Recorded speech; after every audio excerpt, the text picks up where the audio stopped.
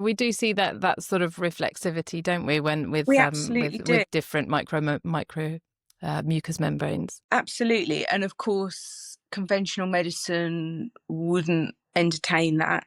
But we see that, especially kind of respiratory and gut, vagina. And also just looking at the estrobolome as well, and how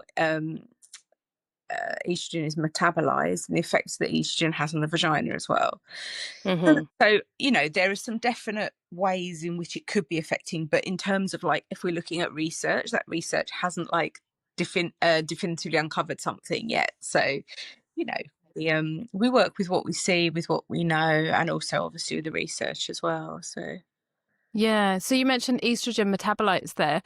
We know that kind of at different stages in a woman's cycle and in a woman's life, vaginal health problems seem to flare up. I know a lot of women get thrush around their period, for example. What's the connection there? What's going on, and how does estrogen impact on the vaginal health in that way? yeah, so it's nicely complicated and also nicely straightforward.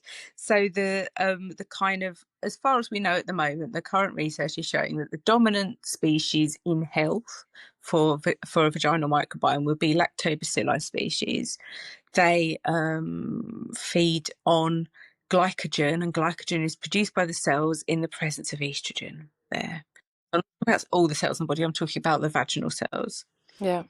And that's kind of one of the mechanisms in which the body has to keep that, what I'm going to call sort of an innate immune system of the vaginal microbiome there, and things in health. However, other things like glycogen as well, such as Candida species.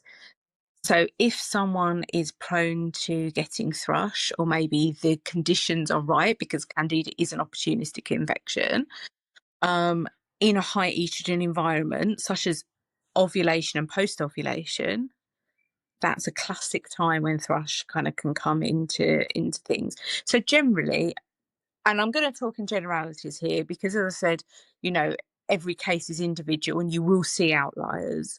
But generally, thrush is more common in a cycling fertile phase, in a cycling woman.